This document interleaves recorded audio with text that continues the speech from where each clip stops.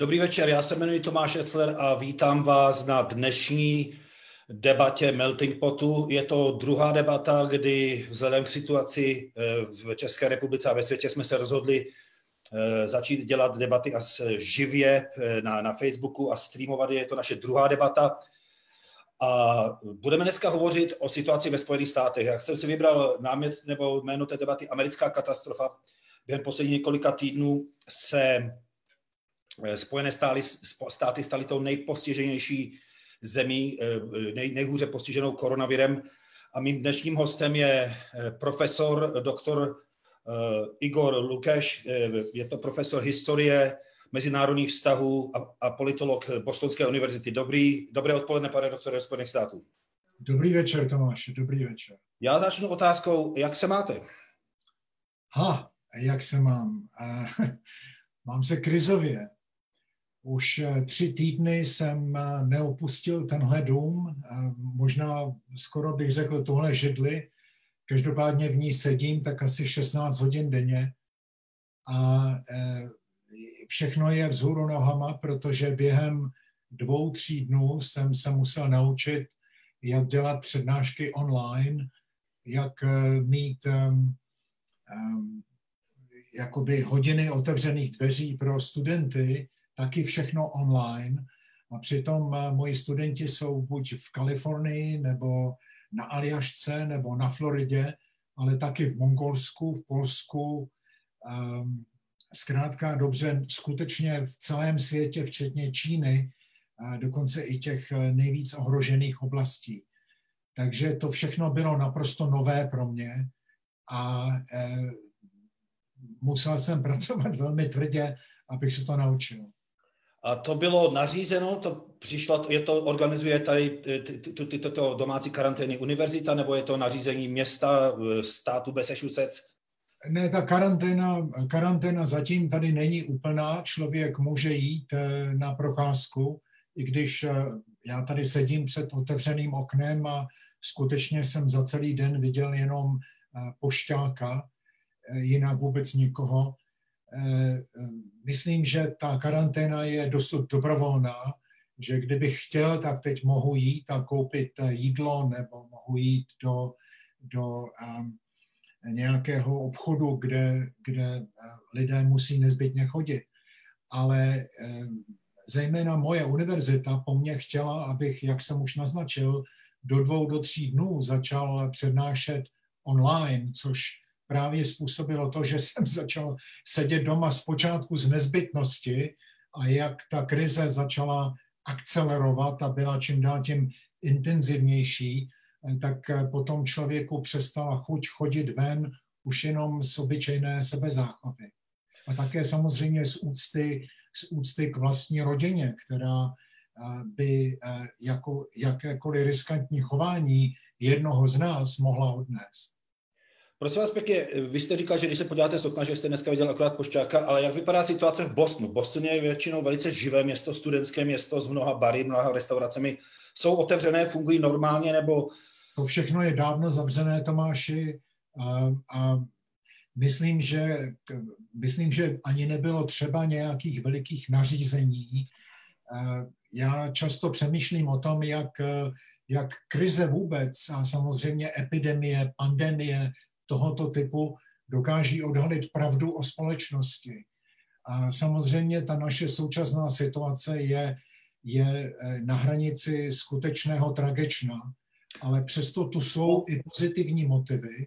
A jedním z nich pro mě je, že se znovu ukázala síla americké občanské společnosti, která nečekala na nějaký bič, který práskne a začne lidem nařizovat dnes od 10 hodin to nebo ono, ale prostě inteligentní lidé používají vlastní hlavu, přemýšlí sami za sebe, nečekají, až jim někdo dá befel a lidé sami přestali chodit do restaurací a barů.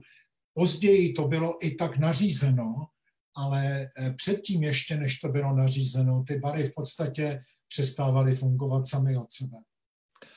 Já jsem použil na počátku výraz nejpostiženější země na světě. Vy hovoříte o tradičnu. Jakým Máte poslední informace, jak to vypadá v Americe? Jaká jsou čísla postižených, jaká jsou čísla mrtvých? Díval jsem se na Johns Hopkins University, která, myslím, všeobecně je považována za jednu z nejdůvěryhodnějších platform pro informace tady toho typu. A podle ní je virem dosud nakaženo, tedy pozitivně testováno. A v tom je bohužel ten obrovský rozdíl. 250 000 Američanů a více než 6 000 už jich zemřelo. Problém je v tom, že za posledních 24 hodin se stále víc odborníků shoduje v tom, že tenhle vir se přenáší v částicích tak malých, že je lze vdechnout, inhalovat, dokonce i jenom z vydechovaného vzduchu nakažené osoby. To je úplně nová informace, protože původně se předpokládalo, že to pochází z nějakých částic, které jsou tak velké, že spadnou například na stůl a člověk se ho potom dotkne se úst nebo očí a podobně. Ale teď se zdá, že to jsou částice tak malé, že se pohybují ve vzduchu. A člověk je může vdechovat i od osoby, která třeba nepoužívá kapesník nebo něco, prostě nemá nějaký viditelný running nose, tak říkajíc. A to je něco úplně nového a to se kombinuje samozřejmě s tím, že je dnes už téměř prokázáno, myslím, že to všichni uznávají, že jsou lidé, kteří ten viru mají a mohou ho předávat dalším a sami přitom ale neonemocní. Takže například do Bostonu ta nákaza přišla od jednoho člověka, který přijel z Číny a navštívil tady kongres bioinženýrů. A i když sám dosud neonemocněl, tak se mu podařilo nakazit několik tuctů lidí, kteří na tom kongresu byli. A ti všichni potom, protože nevěděli, šli domů a od nich se potom začali nakažovat další. Já se chci zeptat, jak jsme se tady dostali? 250 000, minimálně 250 000 ověřených nakažených je prakticky čtvrtina celosvětového čísla nakažených lidí. Přitom ještě před asi měsícem prezident Trump hovořil, že o nic nejde, že jde o obyčejnou chřipku a že se to Ameriky prakticky nedotkne. Jak jsme se dostali do této situace, nebo jak se Spojené státy dostali do této situace? No, to je samozřejmě nesmírně důležitá otázka a odpovědět na ní není vůbec jednoduché, ale samozřejmě její premisa je naprosto zásadní, protože tady skutečně bych symbolicky řečeno mohl natáhnout ruku a dotknout se nejlepších univerzit na světě, univerzit, které mají zdaleka největší počet nositelů Nobelových cen. Mohl bych se podívat dalekohledem a vidět nejlepší nemocnice na světě, nejlepší výzkumné ústavy, které jsou slavné po celém světě a které zaměstnávají už nejméně od konce druhé světové války nejtalentovanější vědce v oboru. Čím to je, a to je právě tvoje otázka, že tahle zem s tak obrovským potenciálem, také země, která je nejbohatší, najednou zůstává tváří v tvář téhle krizi nahá a bezmocná. A to je právě ta zásadní otázka. Já se osobně domnívám, je to můj osobní názor, že brzy po tom, co pan prezident Trump vstoupil do Bílého domu, tak začal signalizovat svým voličům, že s nimi sdílí jejich nedůvěru vůči vědě, jejich nedůvěru vůči odborníkům, jejich nedůvěru vůči racionálnímu uvažování. A aby to dokázal, tak začal velmi tvrdě a od samého počátku redukovat rozpočty institucí, které normálně tuhle zemi vždycky připravovaly na něco takového, protože že epidemie nebo dokonce pandemie přijde, se ví už dlouhá desetiletí. A všechny různé vlády měly různé organizace, které tuhle zemi, tuhle společnost, chcete-li, na tu dnešní situaci připravovaly. Ale právě po příchodu prezidenta Trumpa do Bílého domu pan prezident zredukoval, tady jsem si napsal pár poznámek, například Centru pro kontrolu a prevenci nemocí zredukoval rozpočet o 80%. Úplně zrušil 30-milionový rozpočet organizace, která měla řešit komplexní krize.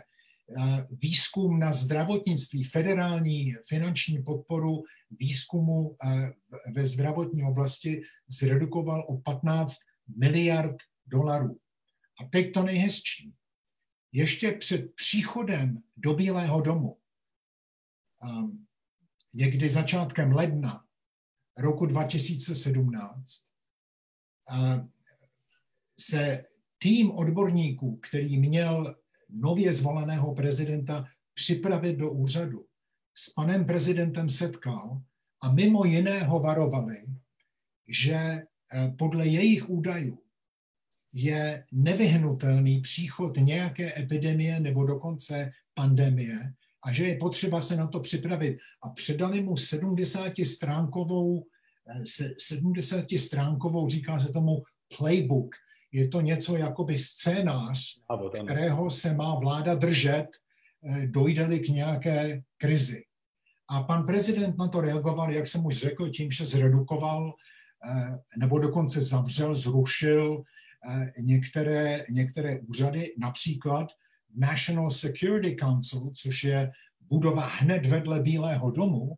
Tam sedí právě ti odborníci, kterým se pan prezident vždycky velmi úspěšně vysmíval během své prezidentské kampaně, zejména lidem, kteří mluvili o vlivu lidského chování na globální oteplování a podobné věci, tak tam byla kancelář, která měla tuhle zemi na pandemii připravit. To úplně prostě zrušil. No a potom přišla krize v lednu a americké zpravodajské služby hned začátkem měsíce přišli za panem prezidentem. Oni dnes mluví jedním hlasem, všech 17 organizací, a řekli mu, že ta krize v Číně je mnohem vážnější, než by se mohlo zdát, a že se tahle země na to musí připravit, že to sem prostě přijde, ať se nám to líbí nebo ne. A pan prezident na to zase reagoval tak, že to ignoroval. A když potom 22. ledna byl první člověk, který onemocněl, ten byl ve státě Washington, a někdo se ho druhý den ptal, zda je třeba se bát epidemie, tak pan prezident na to slavně odpověděl: no, not at all. Ne, vůbec ne. Máme všechno pod kontrolou. A potom týden po týdnu znovu opakoval tuhle mantru: máme všechno pod kontrolou, není třeba se bát. Dokonce říkal, že ten vir sám zmizí ze scény, až přijde teplejší počasí na jaře. V březnu ještě říkal: vůbec se nebojíme. 11. března poprvé uznal, 11. března, že by si lidé měli častěji mít ruce, i když hned na to ujistil, že ta krize sama bez pochyby odezní. A výsledkem je tahle dnešní situace. Tahle země byla, na ní klidně mohla být připravená, protože má veškerý intelektuální potenciál, a přitom ta krize jí zastihla zcela nepřipravenou a společnost tu musí suplovat svou nepřipravenou vládu. Já se chci zeptat, dá se teda hovořit o selhání vlády? My tady hovoříme o té nevíře Trumpa a jeho administrativy jako lidi, kterýma se obklopuje, a dneska bohužel, jak to sledují většiny republikánů v kongresu, jako nedůvěra nebo opovrhování vědou. Ale můžeme také hovořit o tom, když potom si teda uvědomili, co se děje, dejme tomu v půlce března, že selhává ta administrativa v tom, jakým způsobem se vyrovnává s tou krizi momentálně.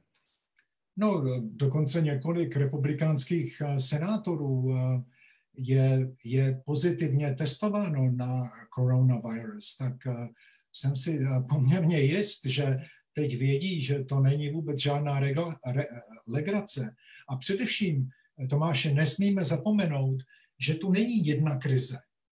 To není jedna krize a když se jakoby potopíme pod vodu a zůstaneme s hlavou pod vodou dost dlouho, tak se potom vynoříme a všechno bude v pořádku. Tak to vůbec není, protože tu je další krize a to je krize ekonomická. Minulý týden tu ztratilo zaměstnání 6,6 milionů lidí. A týden předtím to bylo 3,3 miliony lidí. To znamená, údaje za tenhle týden, který ještě neskončil, zatím nejsou. Ale za ty první 2 týdny, kdy tahle země se začala zavírat, narostl počet nezaměstnaných o téměř 10 milionů. Dneska to bude mnohem víc než 10 milionů. A to je šokující, protože před 2 týdny, nebo dneska to bude téměř před 3 týdny, byl počet nezaměstnaných něco jako 3,7%, což bylo nejmenší nezaměstnanost za posledních 50 let. Dneska je to něco jako 17%, i když, jak říkám, čísla za tenhle týden dosud nepřišla. To je největší nárůst, ten nejstrmější nárůst nezaměstnanosti v dějinách Ameriky. To je horší než krize, která začala, ta velká krize, která začala v roce 1929. Já se potom ještě k těm číslům vrátím a k možnostem životům běžných nebo normálních Američanů. Já mám ještě 1-2 dotazy týkající se americké vlády. Já jsem si všiml, jak ta krize sílila, že sílila i agresivita prezidenta Trumpa během tiskových konferencí, kdy napadal guvernéry jako různých států, zejména teda demokratických států, například guvernérku státu Michigan, kdy napadal novináře a dokonce se obul i do newyorských lékařů a sester s tím, že jako sislují i roušky a takhle. O čem to svědčí? Jako politolog, co to vypovídá o prezidentovi Trumpovi a jeho vládě? Já nemůžu mluvit jako politolog. Člověk by musel být cokoliv jiného než politolog, snad psychiatr, nevím. Já myslím, že pan prezident prostě je tím člověkem, kterým je. Já myslím, že on nic nehraje, on skutečně autenticky je to, co vidíme. A on zároveň ví, že jeho voliči ho mají rádi. A proto já myslím, že tu strunu nejenom, že se nesnaží nějakým způsobem jí potlačit, tuhletu jeho agresivitu vůči těm nenáviděným liberálům, jak se tomu česky říká, pražská kavárna. Tak ta americká kavárna je tady podobně, se na ní ti ostří hoši se na ní dívají s pohrdáním. Tak pan prezident možná ví, že v očích téhle jeho voličů, když tvrdě napadá novináře, hrubě mluví s nimi, agresivně protestuje proti jejich naprosto normálním správným otázkám, tak já myslím, že to dělá částečně proto, že to jinak neumí. A částečně také proto, že ví, že tahle reakce mu pomáhá v očích jeho voličů. Vzpomínám si třeba na jednoho novináře, který řekl: pane prezidente, Američané se teď začali skutečně bát. Teď konečně pochopili, že tohle je věc, která naprosto změní svět, jak jsme ho dosud znali. Co byste jim mohli říct, abyste je trochu uklidnil? No, to bylo to, čemu se americky říká měkký míček, je to výraz z baseballu. A pan prezident měl možnost říct něco příjemného, něco hezkého, něco, čím by zemi uklidnil. To, co běžně politici dokáží říct na celém světě. A pan prezident na to reagoval tak, že hrubě napadl toho novináře, který mu tuhle otázku položil. Proč?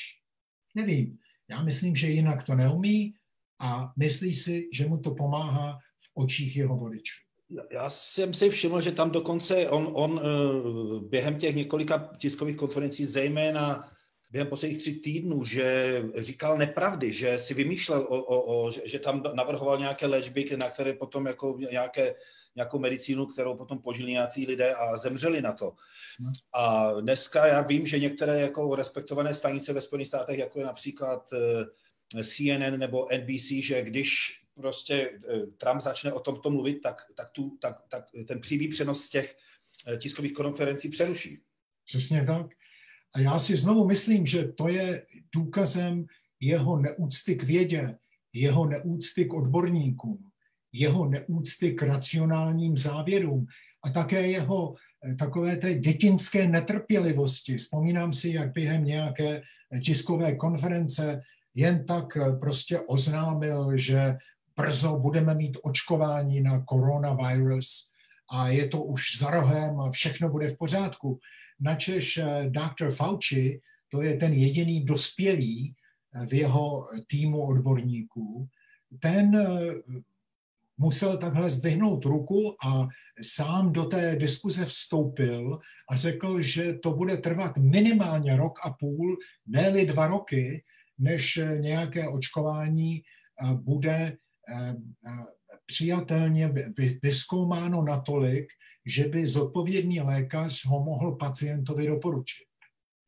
To je právě ta neúcta k odborníkům a netrpělivost, kterou člověk může spojit jenom s chováním dítěte, které chce hračku a chce ji hned teď, a když rodič ji v samoobsluze nedá do košíku, tak dítě dostane záchvat. Já se chci vrátit k těm ohromným číslům, o kterých jste mluvil před chvílí. Za minulý a předminulý týden téměř 10 milionů nově nezaměstnaných ve Spojených státech. Největší nárůst nezaměstnanosti v americké historii. Co to znamená? Co to znamená pro Spojené státy a co si myslíte, že to bude znamenat pro svět? Znamená to, že žijeme na prahu, nebo že se ocitáme na prahu skutečně bezprecedentní krize, kterou jejíž dopad si nikdo z nás dnes ještě není schopen představit. Může nastat skutečně katastrofální scénář, kdy tyhle pracovní příležitosti možná nikdo neví, do jaké míry se kdy navrátí. I když bychom za nějaké ideální situace se měli ocitnout, řekněme, v září v situaci, kde všechna tahle opatření už mohou být zrušená a lidé mohou dál chodit do restaurací a mohou jezdit vlakem a mohou létat letadly. Problém je v tom, že ta krize ekonomická, ta ekonomická dimenze dnešní krize, lidé vidí jenom v tom makroměřítku. Vědí, že letecké společnosti masově krachují. Vědí, že hotely, včetně hotelů pana prezidenta, nejsou schopny platit svoje půjčky. Ale tady jde o desítky milionů dalších pracovních příležitostí, které mizí jenom proto, že lidé nejsou schopni jít do práce. A teď je otázka, jestli ten trh pracovní se jenom sám od sebe nějakým způsobem zreplikuje, řekněme někdy v září tohoto roku. Já bych teď hovořit o běžných Američanech. Jakým způsobem, co to znamená pro ně? Co to znamená, já bych se chtěl zeptat jako i o té ožehavé a vždycky velice aktuální otázce zdravotního pojištění ve Spojených státech. Co ztráta zaměstnání pro tolik milionů lidí znamená pro ty Američany, pro lidi prostě normálně, kteří normálně v Americe žijí, kteří nejsou v politice, kteří nejsou vědci, kteří nejsou hollywoodští milionáři. Přesně tak. To právě z pohledu těchto lidí ta situace, vůbec bych se nedivil, kdyby se na ní dívali jakoby z katastrofické perspektivy. Představte si, že máte doma 3 děti a máte zaměstnání, které vám dává plat přesně na to, abyste měsíc od měsíce dokázal rodinu živit. A najednou to zaměstnání jste ztratil, nebo ztratila jste také svůj tedy tu pracovní výplatu a výsledkem potom samozřejmě je totální nejistota, co přinese budoucnost. Tak naštěstí tu zatím kongres vydal jakoby záchranný balíček, který má být v hodnotě $2 trilionů.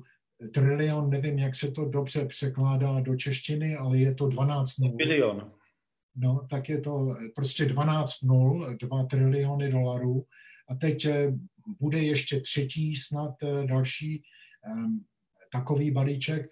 A z toho by se mělo platit pojištění těm nově nezaměstnaným lidem, ale samozřejmě kongres je ideologicky rozdělen mezi ty, kdo by tu podporu chtěli a ty, kdo žádnou podporu by si nepřáli a výsledkem je nesmyslné hádání a prodlevy, zatímco ti lidé, kteří ty peníze potřebují skutečně ke každodenní existenci, ti čekají na to, až se tahle neschopná vláda konečně rozkývá k nějakému činu.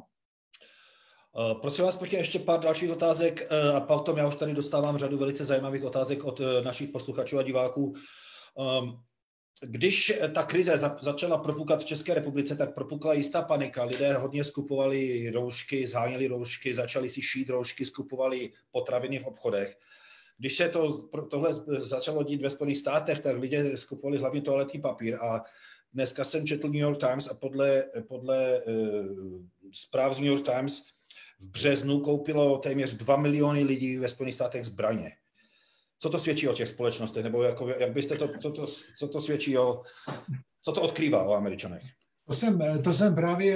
To jsem právě chtěl naznačit, když jsem řekl hned na začátku, že krize tohoto typu strhnou masku společnosti, nebo krize tohoto typu dokáží demaskovat společnost. V tom dobrém i v tom špatném.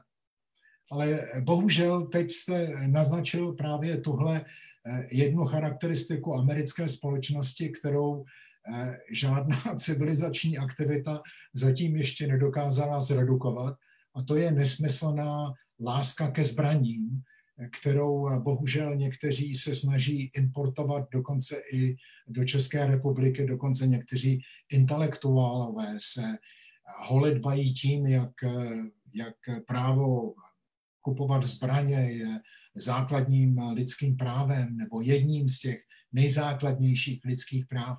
A skutečně tady v Americe existuje dlouhá tradice, zejména na jihu a na jihozápadě. Tady na severovýchodě nic takového neexistuje, ale existuje to, jak jsem řekl, na jihu a na jihozápadě. A tam skutečně jsou lidé, kteří věří, že když mají doma malý palebný arzenál, tak nějakým způsobem je to ochrání. Bohužel v tomhle bych nacházel paralelu s velikou zemí, dříve jsme ji říkali země Sovětů, dneska je to Ruská federace, kde se vtipkuje o tom, že kdo si dá 100 gramů vodky, tak ho koronavirus nemůže zasáhnout. Podobně myslím, naprosto nesmyslně lidé mohou věřit, že když budou mít doma palebný arzenál, tak budou v bezpečí. Já mám takovou otázku, možná spekulativní, no ani nespekulativní, takovou spíš jako komparativní. Sledujete situaci v České republice trochu? Snažím se, ano. No, dá se nějakým způsobem porovnat, jak reagovaly ty dvě vlády, jak reagovala vláda Spojených států, jak reagovala vláda České republiky? Víte, jak reagovala vláda, to vám neřeknu, ale bez pochyby jsou paralely například mezi chováním bývalého prezidenta Klause, který téměř nebyl schopen zakrýt radost z toho, že krize podle něho ukázala impotenci Evropské unie, ukázala krach dokonce Evropské unie. Hned začal předvídat, že Evropská unie se rozpadne, začal kritizovat to, jak schengenský systém prý přispěl ke krizi, jakoby výjezdní doložky nebo pasy mohly nějakým způsobem krizi zabránit. Myslím, že to je stejná neúcta k vědě, neúcta k racionálnímu uvažování, nedůvěra k odborníkům. přesně prostě to, co vidíme u pana prezidenta Trumpa, to vidíme u některých, zejména bývalých českých politiků. Prosím vás pěkně, ještě taková poslední otázka, než otevřu to fórum, a už se na to ptalo i pár diváků. Jak si myslíte, jaký vliv bude mít tato krize na lidi, kteří půjdou 3. listopadu letošního roku k volebním urnám ve Spojených státech? To nikdo neví.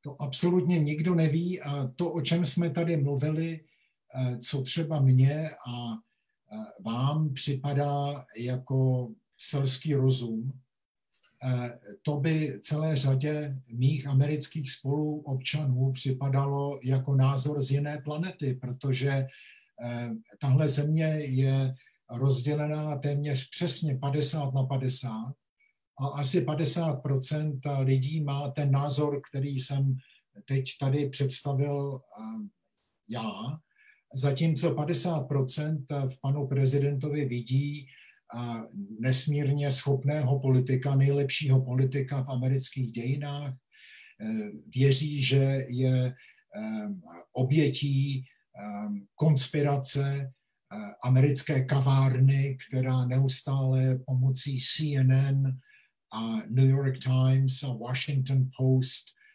masíruje názory Američanů tak, aby je postavila nebo aby je orientovala proti panu prezidentovi.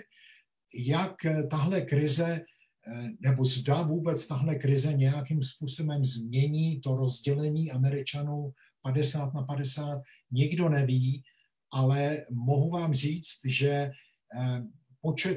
počet amerických voličů, kteří nesouhlasí s tím, jak se pan prezident v úřadě chová, klesá.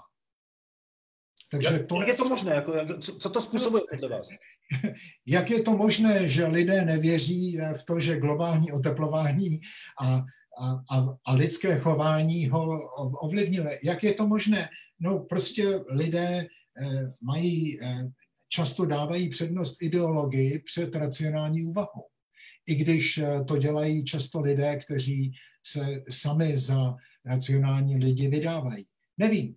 Já myslím, že to je prostě to, že celá řada psychologů, dokonce i neurologů, dnes dělá výzkum, který naznačuje, že se lidé často dokonce snad i rodí s určitou predispozicí k nějakým hodnotám, například liberálním nebo konzervativním.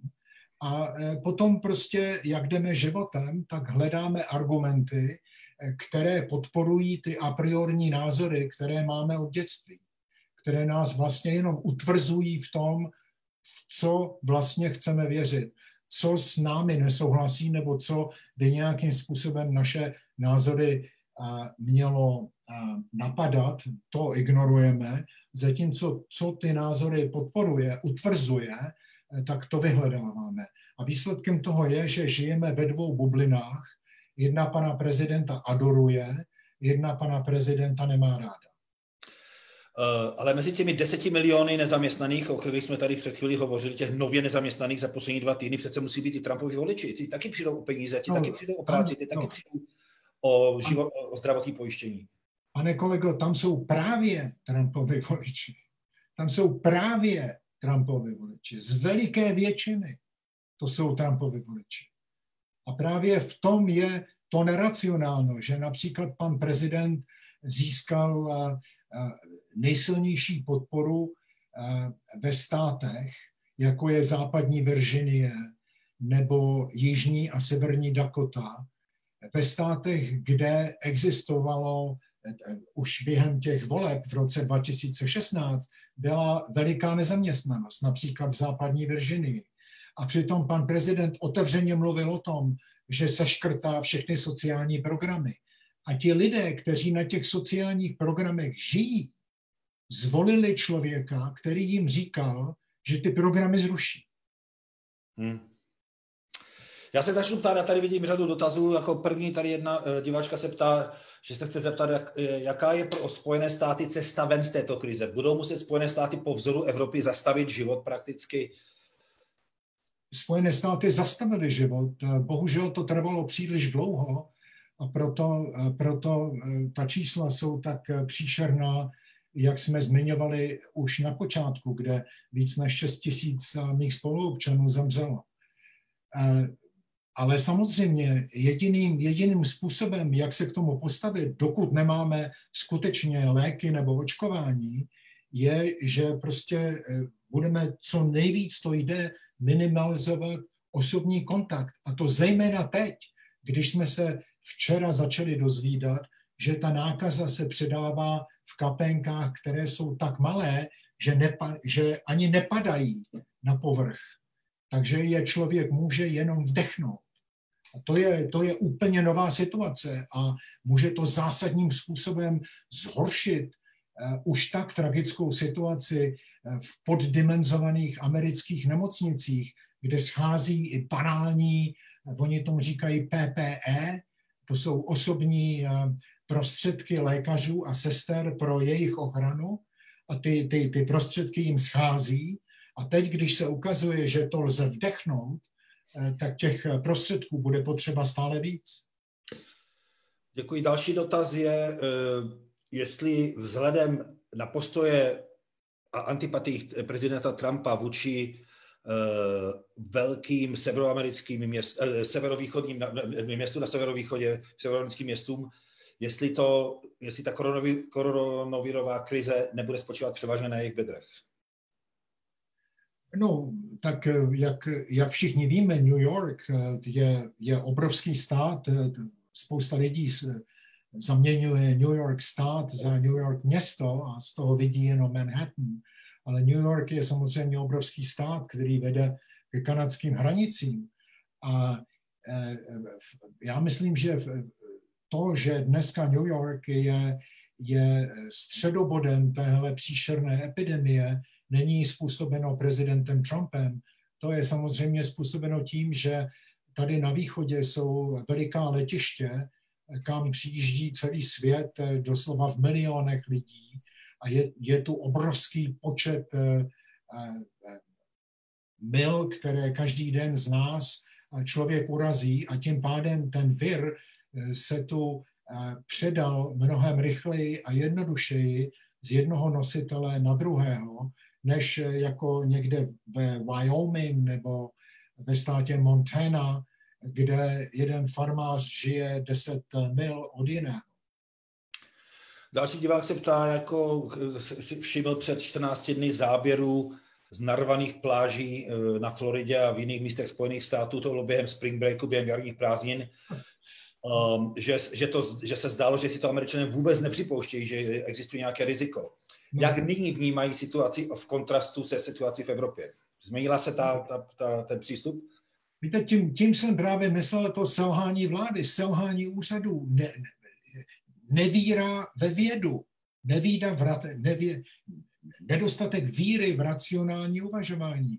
Když guvernér Floridy potřeboval, myslím, až do včerejška nebo předvčerejška, aby konečně ty pláže zavřel, tak vidíte, že ten člověk buď nedokáže racionálně uvažovat, anebo, což je snad ještě horší, cynicky dává přednost zájmům hotelů a pláží a restaurací a celého turistického biznesu, který je tam na to nalepen, před zdravím lidí, kteří na ty pláže potom z hlouposti chodí, včetně bohužel mladých lidí. Totéž se ale odehrálo ve státě Louisiana. Nevím, jestli jste to v Čechách zaznamenali. Ve městě New Orleans, který je samozřejmě slavným turistickým magnetem, byla celá řada velikých koncertů, které se pod širým nebem odehrávaly na vrcholu té krize. A tam byly prostě tisíce lidí narvány na náměstí a tleskali do rytmu nějakému country zpěvákovi. A výsledkem potom je, že všichni tihle lidé se rozjedou do celé Ameriky. To dneska lze sledovat pomocí pohybu jejich telefonních signálů. Ty mapy lze jednoduše najít na internetu a tak pochopíte, jak se tahle krize roznáší. Jedinou racionální reakcí bylo právě totální minimalizace osobního kontaktu mezi lidmi. Já se omlouvám, jestli neodpustím jednu otázku tady po těch dvou státech Louisiana. Ještě vím, že pláže v Texasu byly narvány. To jsou 3 státy, které jsou takzvaně červené republikánské. Vidíte nějaký takový jako rozdílný přístup států, které vedou republikánští guvernéři a kde žije většina republikánského, tedy trumpsovského voličstva a států modrých, tedy demokratických? No samozřejmě, je to samozřejmě další důležitá otázka. Za prvé, právě ta republikánská média, pravicová média, zejména Fox News, od samého počátku opakovali Trumpův názor, že tahle krize je v podstatě jakousi nepříjemnou rýmou nebo řekněme chřipkou a že sama odezní. A tohle říkali ještě donedávna redaktoři na Fox News. A teď druhým stupněm nad tím je to, že celá řada republikánských politiků začala říkat, ano, musíme se k té krizi postavit zodpovědně, protože tohle je vážná věc, ale pozor na to, aby ten náš lék nebyl horší než ta nemoc. Jinými slovy, musíme si dát pozor na to, abychom nezničili ekonomiku, když budeme tuhle zemi zachraňovat před koronavirusem. No jo, jenomže člověk tuhle epidemii, pandemii nezastaví, pokud zároveň nezastaví v podstatě všechny ekonomické aktivity. A v tom je právě tohle ďáblovo dilema. Tohle je ďáblovo dilema, protože politik se musí rozhodnout, zda chce se zaměřit především na zdraví občanů, anebo zda zachraňovat ekonomiku. A dělat obojí zároveň nelze, protože jedno vylučuje druhé. Já myslím, že to byl guvernér Texasu, co v minulý týden pronesl tu takovou divnou větu, že věří, že jeho prarodiče nebo jeho dědeček s babičkou by rádi umřeli, aby zachránili, jakože by se rádi obětovali, aby zachránili americké hospodářství. Další otázka. Prosím? To byl viceguvernér. Ano. Viceguvernér. Přesně tak. Jaký je aktuální stav zásob ochranných pomůcek pro zdravotníky ve Spojených státech? Jaký je plán ohledně navýšení kapacity ventilových lůžek, pakliže nějaký je? Slyšel jsem o zapojení automobilek a jiných průmyslových podniků. No, znovu přesně, jako bychom žili na 2 různých planetách a ne v jednom státě, který se má jmenovat Spojené státy americké. Když se zeptáte pana prezidenta, tak při jeho denním vystoupením před tiskem vám řekne, že všechno je v pořádku a těch pár lékařů, těch pár sester, kteří si stěžují na to, že prý nemají dost materiálu, to jsou možná nějací zapuklení obamovci a říkají to vlastně jenom z politických důvodů. Ale přitom, když se zeptáte sestry, která tady bydlí 2 baráky od nás, tak zjistíte, že mají katastrofální nedostatek všeho.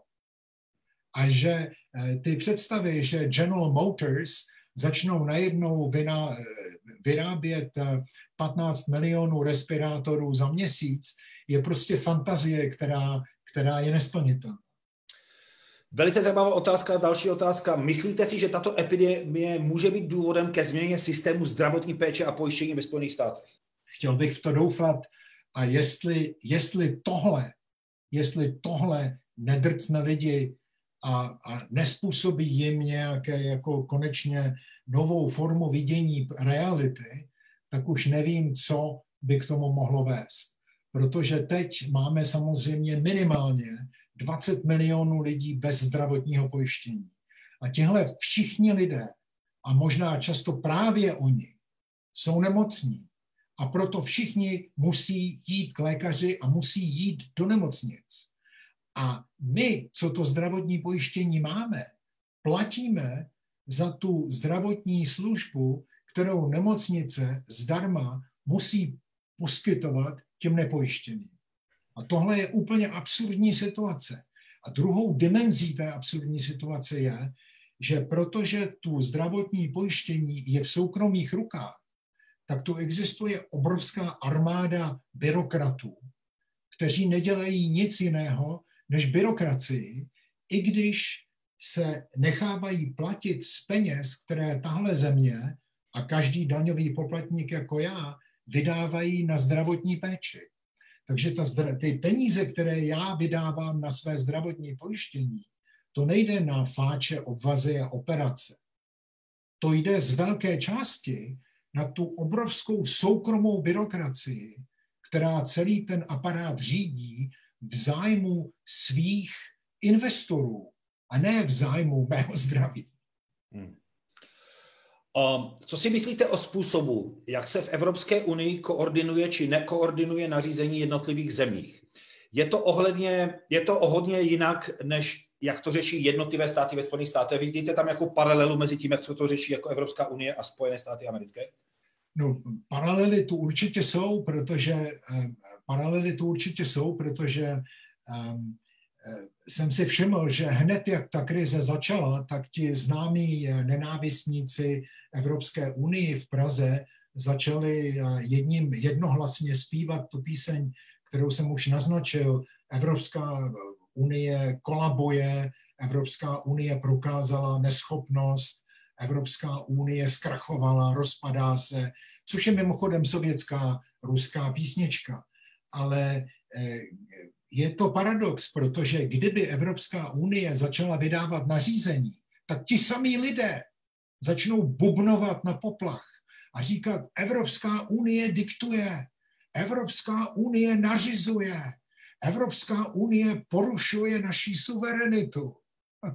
No, ale tak nemůžete jednak chtít, aby Evropská unie ze vás v každé zemi vytahovala horké kaštany z ohně a zároveň trvat na tom, že máte totální suverenitu.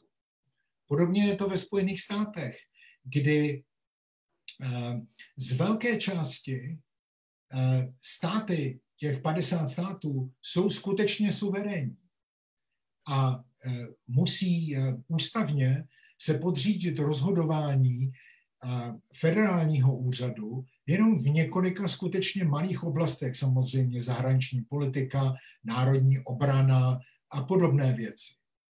Ale když teď pana prezidenta Trumpa kritizují za to, že lékaři v nemocnicích nemají dost respirátorů, tak pan prezident říká, to je problém států. Já za to nejsem zodpovědný. Teď je tady další dotaz. My se o tom trošičku už hovořili. Dá se posoudit jako zase pohled ten mezi Evropou a Spojenými státy. Dá se posoudit, kdo se s tím vypořádává lépe, jestli Evropská unie nebo Spojené státy? To záleží na tom, já myslím, že všichni samozřejmě vašim posluchačům, našim divákům neříkám vůbec nic nového, když zmíním, že úplně jiná situace je ve Španělsku a zejména v Itálii na straně jedné a řekněme v Německu na straně druhé.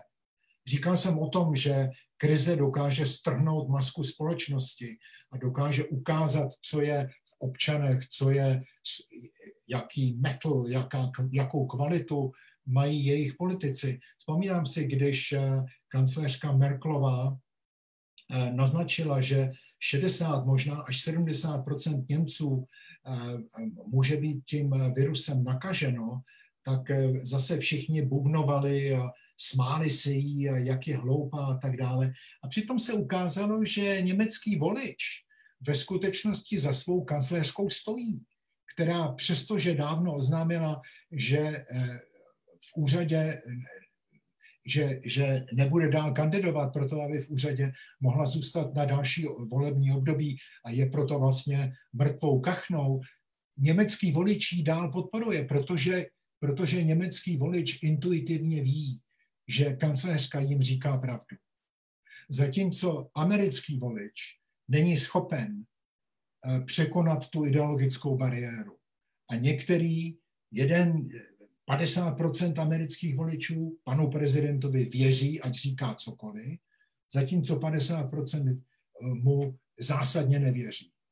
A výsledkem je, že bohužel ve Spojených státech jsme spolarizovaní, zatímco v Německu mám pocit, ta situace je podstatně lepší. A teď je tady takový férový dotaz, trošku jiný. že nějakého diváka jí má deprese z té naší debaty, jestli máte něco optimistického, jestli máte nějakou dobrou zprávu, jestli máte nějaký pozitivní vzkaz. Já vůbec se nedivím, že pan kolega divák na to reaguje tak, jak na to reaguje, ale snažím se vám říkat naprostou pravdu, snažím se nic nezakrývat. Vůbec nemám iluzi, že za měsíc se vrátí všechno do vyběhaných kolejí. Já si myslím, že někdy v červnu, v červenci ta situace teprve může vrcholit a že když řekneme, že je všechno v pořádku, už řekněme v srpnu a začneme se venku veselit a chodit na pláže nebo na veřejné koncerty, tak se ten virus může vrátit v ještě brutálnější formě. Přesně tohle se stalo se španělskou chřipkou, která v jednu chvíli se zdálo víceméně odezněla, načež se vrátila v mnohem brutálnější formě. Takže já nevím, já si myslím, že je potřeba říkat pravdu, ale pan kolega má naprosto s vámi souhlasím, že je potřeba vidět světýlko na konci tunelu. A pro mě tím světýlkem je občanská společnost. To, že lidé, jak jsem řekl na začátku, aniž by jim někdo práskal bičem za zády, dělají to, co mají dělat, je pro mě zdrojem naděje. Nebo to, když vidím, že medici z lékařské fakulty Bostonské univerzity se do jednoho hlásí, aby mohli nastoupit do prvních linií tady toho boje proti koronavirus, to je pro mě výrazem statečnosti, protože mnozí z nich tím podstupují velká rizika. A když vidím to, jak občané spolupracují, jak si pomáhají, to všechno je zdrojem naděje a optimismu a dává nám to víru, že v budoucnu se snad někdy znovu dáme do pořádku. Ale chtěl bych varovat proti představě, že tohle je jenom chvilková záležitost a že za pár týdnů se všechno vrátí do vyběhaných kolejí. Děkuji. Další dotaz. Jak si myslíte, že současná krize ovlivní globální postavení Spojených států, a to zejména ve vztahu k Číně a tu obchodní válku, kterou obě země i nadále vedou? Jak se má k této rivalitě stavět Evropa, když se Čína snaží profitovat jako zachránce, zatímco USA místno pomocí zakázali lety z Evropy a snaží se pro sebe koupit, nebo se snažila pro sebe koupit německou firmu, která vyrábí vakcínu? Když se podíváte na to, co v Číně říkají o Spojených státech, nebo když se podíváte na to, co říkají ruské sdělovací prostředky o koronavirus, tak je to téměř neuvěřitelné. Oba dva, Číňané i Rusové, dávají do celého světa konspirační teorii, že tenhle virus vymysleli Američané, aby právě nějakým způsobem zpomalili hospodářský růst Číny. A je to z mého pohledu, člověk má pocit, jako by se vracel do dětství, protože vím, že někdy v 80. letech přesně tohle říkal Sovětský svaz, když začala epidemie AIDS. Tehdy Sovětský svaz říkal, že ten virus pochází z nějaké americké vojenské laboratoře, dokonce říkali, že to bylo ve státě Maryland a v Indii, dokonce si vzpomínám, ty noviny se jmenovaly Patriot, o tom vytiskli veliký článek a potom sovětské noviny s odkazem na ty indické noviny do celého světa šířili tuhle lež, že ten AIDS vymysleli Američané jako formu boje proti komunismu a podobně. Totéž dneska říkají čínské sdělovací a ruské sdělovací prostředky. Podívejte se na Sputnik, jestli mi nevěříte. A myslím si také, že ani v tomhle ohledu nebude jednoduché se pro tyhle ty tři velmoci vrátit do nějakého normálního civilizovaného diskurzu, až tahle krize jednou skončí a politici spolu budou moct začít se setkávat a mluvit. Protože tohle jsou lži, které se jen tak nezapomenou. To je pravda, já pochopitelně sleduju Čínu a já bych chtěl dodat takovou poznámku, že jako, i pro tu Čínu to je prostě obrovská jako PR katastrofa, protože já vím, že teďka jsem dneska znovu četl v New York Times, že CIA teďka opravdu velice pečlivě zkoumá veškerá data, která vycházela z Číny poslední 3 měsíce a snaží se zjistit, že nikdo, kdo rozumně uvažuje, nevěří i čínským číslům. A jsou různé anekdotické nebo prostě různé postranné důkazy, že těch mrtvých tam nebylo 3 000, ale 10 000. Prosím vás pěkně, další velice zajímavá otázka, pravděpodobně možná už poslední. Někdo se ptá, mě to zajímá taky, jak je možné, že za 14 dní je tak okamžitě 10 milionů Američanů bez práce? Proč tak najednou? Vždyť to je i na USA neuvěřitelně rychle. Ne, když to byli všichni brigádníci nebo dělali v cestovkách a v letecké dopravě, jaká je strukturální složení těch vyhozených z práce? Proč to vlastně zaměstnavatelé tak drasticky udělali? Vždyť kontrakty mají ty společnosti přece nadéle, ne? Je to samozřejmě správná otázka a odpověď na ní ten pan tazatel částečně i sám nabízí. Představte si všechny letecké společnosti, představte si všechny hotely, představte si všechny restaurace, všechny bary, všechny tyhle podniky, které žijí tím, že lidé se schází dohromady, buď v letadlech, nebo v restauracích, nebo v hotelích. A to všechno je dneska zavřené. Ale žijeme ve skutečně zglobalizovaném světě. Často mě fascinuje, že se to neustále omílá, opakuje, a přesto jsou lidé, kteří věří, že kdybychom měli zpátky Schengen, tak Česká republika by byla naprosto bezpečná, což samozřejmě není pravda. Zkrátka chci říct, že tahle zaměstnání jsou nabalená na desítky dalších různých profesí. Například moje dcera pracuje v oblasti, která má co dělat s reklamami. A představte si, že když letecké společnosti nebo hotely nebo restaurace přestávají fungovat, tak samozřejmě ty instituce dál neplatí reklamy. V reklamním průmyslu je obrovská krize.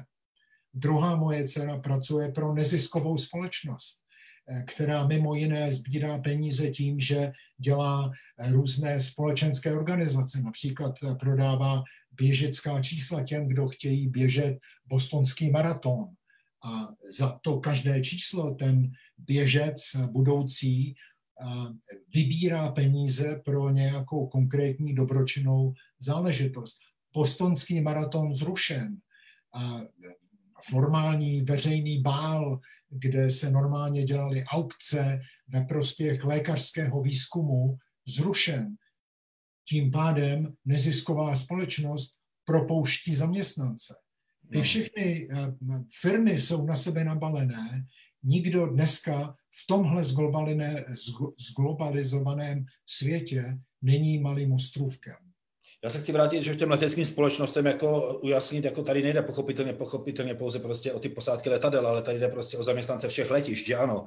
Tady jde o zaměstnance lidí, co připravují potraviny do toho letadla, co připravují jídla do toho letadla.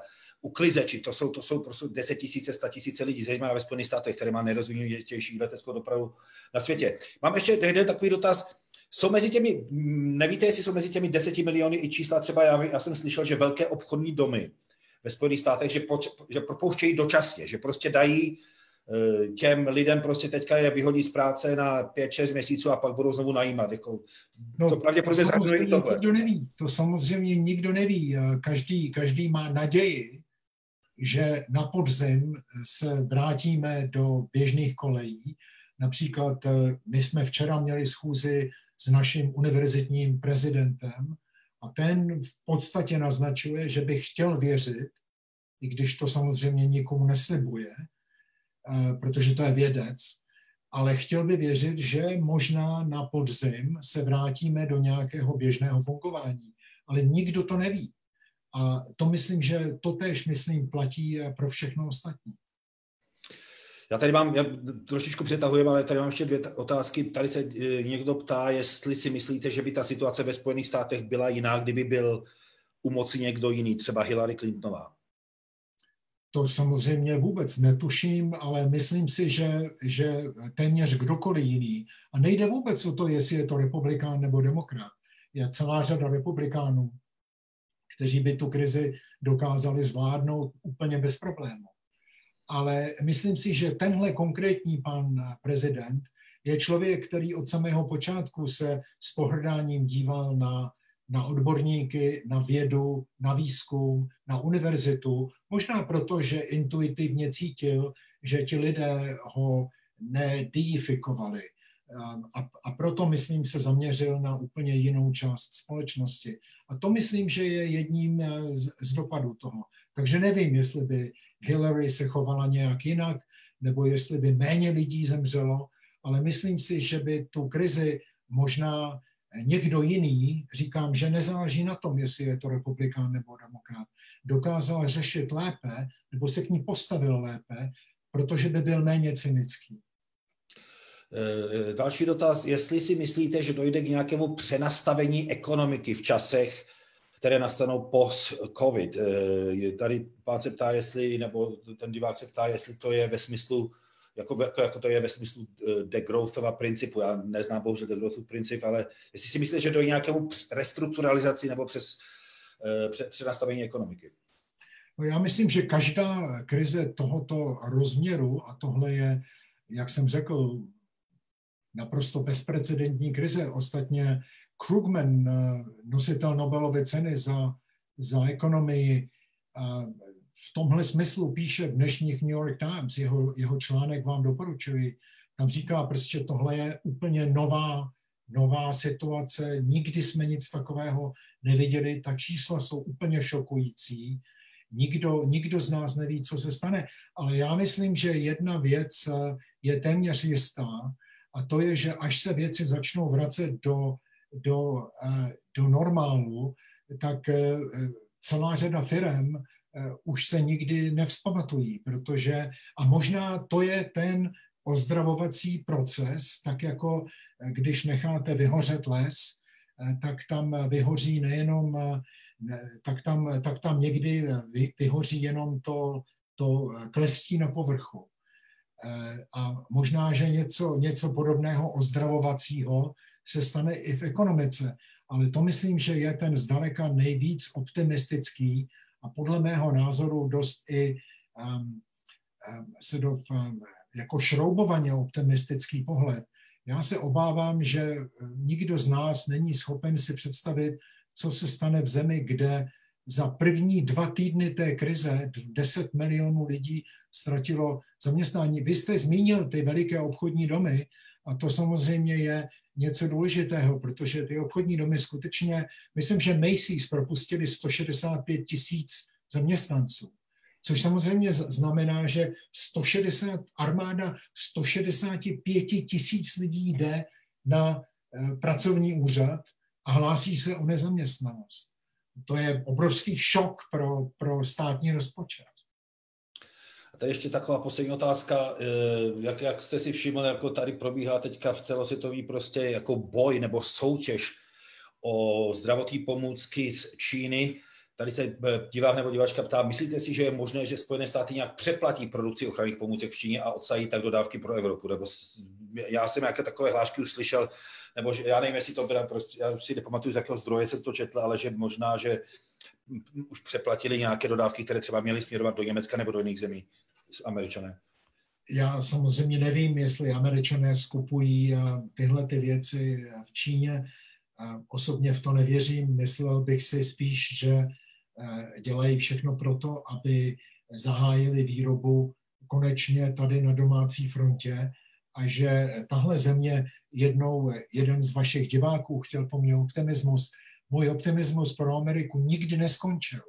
Já jsem vždycky věřil, že tahle země, když narazí na nějakou krizi, ať je to Pearl Harbor, nebo ať je to Hitler, nebo ať je to Stalin, tahle země se vždycky dokáže postavit jakékoliv výzvě, která přijde zvenčí. Ale samozřejmě znamená to určitou formu jednoty na domácí frontě. A ta jednota tady bohužel schází od příchodu pana prezidenta Trumpa. Já vám moc krát děkuju. To byla podle mě naprosto fascinující debata. Já doufám, že si ji užili i diváci. Já vám děkuji za vaše názory, za váš čas a přeju vám, dávejte na sebe pozor a pevné zdraví vám a vaší rodině a vašim blízkým. A vám taky všem. Děkuji, nashledanou. Díky, nashledanou. Nashledanou.